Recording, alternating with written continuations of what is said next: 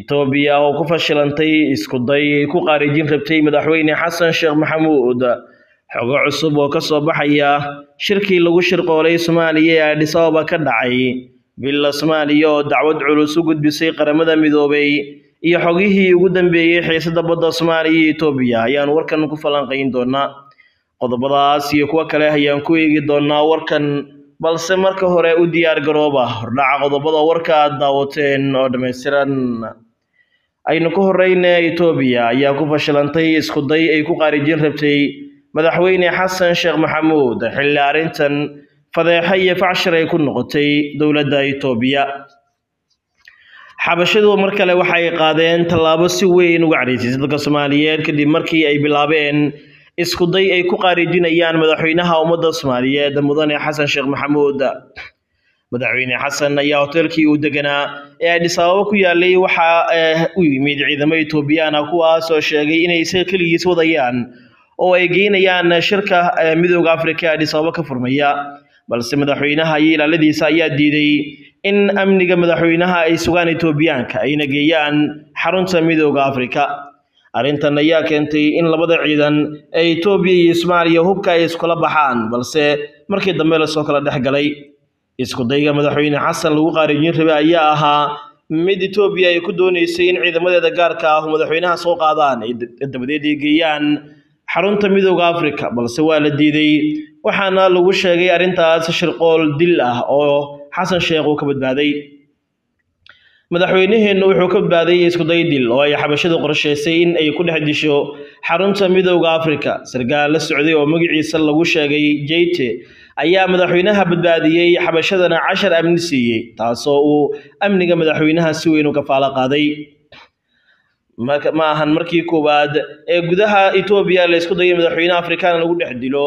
ee madaxweynaha Masar ayaa marka badbaaday isku day dil oo kan madaxweyne Xasan Sheekh la mid ah sirdoonkeena wili xogtan ma helin balse waxay u muuqataa inay tahay arin halis ah marka loo fiiriyo in la dilo ama la isku dayo in la dilo madaxweynaha ummadda Soomaaliyeed Itoobiya waxa nagala dhaxaysa cadawtooyo gaamurtay haddana waxa ay rabaan inay qaataan qayb ka mid ah badda Soomaaliyeed waxaana astaanta dalkeena ay rabaan inay qaarijiyaan si ay tashwiish u galiyaan shacabka Soomaaliyeed dabadeedna ay si fudud ugu qaataan badda Soomaaliya balse madaxweynaha jamhuuriyadda Soomaaliya Xasan Sheekh Maxamuud ayaa iska diiday wax walba oo bahdilaad loogu sameyn karay madaxweynaha jamhuuriyadda laguna qaarijin karay waxayna hadda muujinaysaa in Xasan Sheekh Maxamuud uu noqday madaxweynihii Soomaaliyeed ee ka badbaaday isdayga xabashada waliba ay badbaadiyeen ciidamada Soomaaliyeed iyo ku sugan gudaha dalka Itoobiya gaar ahaan Addis Ababa taasoo muujinayso in feejignaan sare ay ku jireen ciidamada ammaanka madaxweyne Xasan qaabilsana ee ka tirsan ilaalada madaxtooyada Soomaaliya wararka ayaa sidoo kale sheegaya in sirdoonka Itoobiya ay rabeen in ay madaxweynuhu sameeyaan siyaashay Xasan Sheekh Maxamuud ayaa xitaa diiday in uu cuno cunada Addis Ababa iyadoo la sheegay in cuntadiisa xataa si gaar ah looga qaaday Muqdisho oo wafdiga madaxweynaha qaybta protokolka ay wadeen xitaa cuntadii Xasan Sheekh Maxamuud uu cuni lahaa waxaana la sheegay in xitaa shaaha caadiga Xasan uusan ka cabin Addis Ababa maadaama shaki weyn uu jiro Itoobiyaankana wax kasta laga filan karay isku daygii midowga Afrika xaruntiisa lagu dhex dil rabay madaxweynaha Soomaaliyana waxay noqotay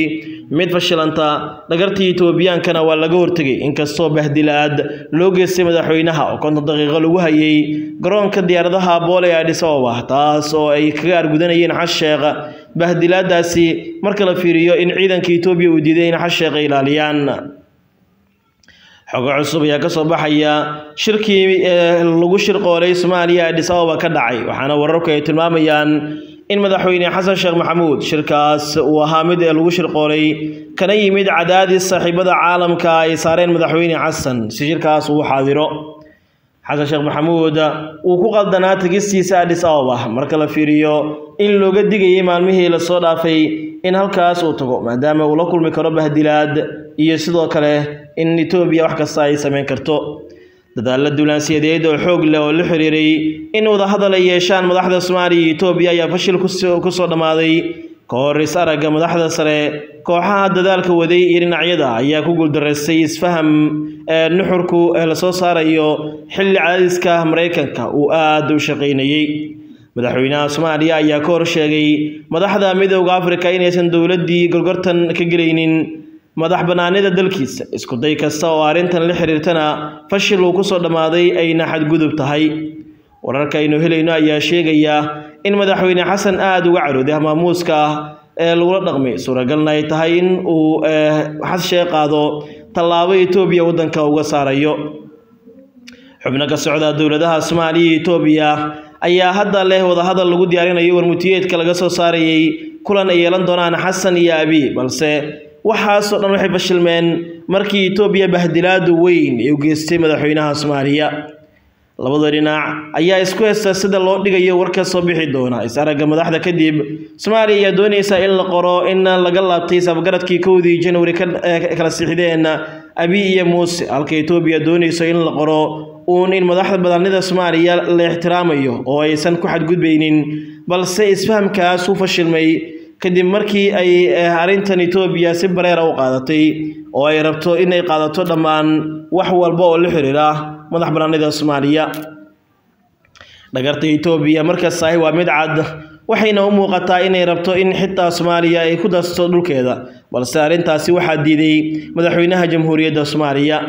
Villa Soomaaliya ayaa dacwad culus u gudbisay qaramada midoobay kadib bahdilaadii madaxweynaha jamhuuriyadda dalkana dib ugu soo laabtay مسؤولين سروا كده سن فيلا سوماليا يا إنه حقيقيين مدحوينها جمهورية فدرالك سوماليا الله شرق وليس يعني عادي هين لو قلنا غن بهدلاد وين ونكتب هذه سديد وحنا يشجعين دعوة علوس لوجود بيه قالها ميدو أفريقيا تاسو لو باري وحي كدعي أديس أبابا وتركيا دجنا مدحوينها سبعتان كيسي لا شركي أديس أبابا وقريب قليل ميدو أفريقيا midowga Afrika ayaa laga dalbaday inay soo cadeeyaan wixii ka dhacay Addis Ababa iyo bahdilaada madaxweynaha haddii aan talaabo sharci laga qaadin Itoobiya ay sheegeen in aysan ka qayb gali doonin shir dambe oo ka dhacay Addis Ababa sidoo kale Soomaaliya waxa ay dalbatay in xarunta midowga Afrika laga soo bedelo Itoobiya si ku meel gaar ahna loo geeyo dal kale oo Afrika ah maadaama Itoobiya ay ku fashilantay dhammaan shuruucdii midowga Afrika u degsaneyd isla markaana ay ku xadgudubtay qarannimada Soomaaliya hamaamuuskii madaxweynaha Soomaaliya iyo xitaa ilaaladii madaxweynaha in la isku dayay in la qaarijiyo Soomaaliya waxay u muuqataa in markan ay qaadayso dagaalo kale oo danaasiyadeed si loo fashiliyo Itoobiya saxabiyaal wanaga inta wararkii ugu dambeeyay xaaladda wadanka tan iyo kulan dambe nabadgelyo